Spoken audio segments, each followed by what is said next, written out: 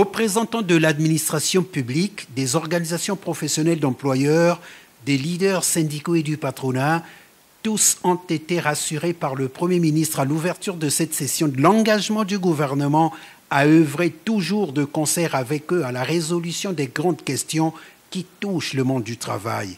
En 2025, a-t-il poursuivi, le gouvernement entend tout mettre en œuvre pour organiser la fluidité et la cadence du dialogue. La session du Comité national du dialogue social de ce jour vient à point nommé, comme en écho à l'invite faite par son Excellence, Monsieur le Président de la République, chef de l'État, lors de son discours sur l'état de la nation, prononcé le 28 novembre 2024. Je cite, « Seul le dialogue constructif et fécond peut permettre de trouver les compromis utiles et sauvegarder l'outil de travail. J'appelle au dialogue toutes les parties impliquées dans les conflits professionnels. » Fin de citation.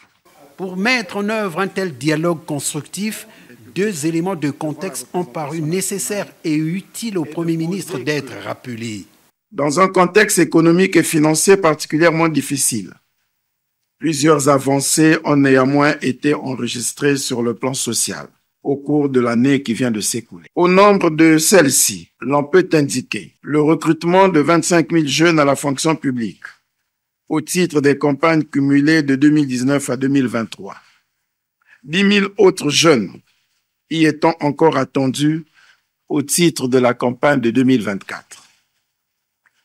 La prise d'une nouvelle loi fixant l'âge d'admission à la retraite des travailleurs relevant du Code du travail, réalisant ainsi l'harmonisation nécessaire avec le statut général de la fonction publique. La revalorisation du salaire minimum interprofessionnel garanti, SMIC, qui est passé de 50 400 à 70 400 francs CFA pour la cause du travail décent et de la justice sociale dans notre pays. Le deuxième élément du contexte que je voudrais rappeler est que le président de la République, dans son propos devant le Parlement réuni en congrès, avait insisté sur les mesures prises par le gouvernement pour rétablir les équilibres économiques et financiers de notre pays. En dépit du contexte qui demeure difficile en ce début d'année, le gouvernement s'efforcera, tant bien que mal, de réunir les conditions de pouvoir honorer tous les engagements financiers de l'État, notamment ceux dus aux employés des administrations et entreprises publiques et privées,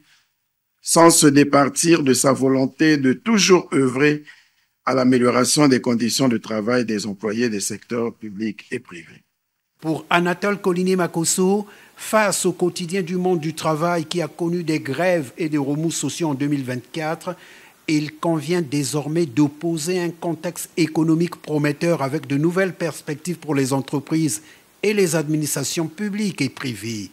Plusieurs questions à examiner au cours de cette session sont en lien direct avec l'objectif d'améliorer les conditions de travail en 2025. Cela dit, le chef du gouvernement a invité tous les acteurs à la lucidité et au réalisme qui ont toujours caractérisé ce genre de travaux.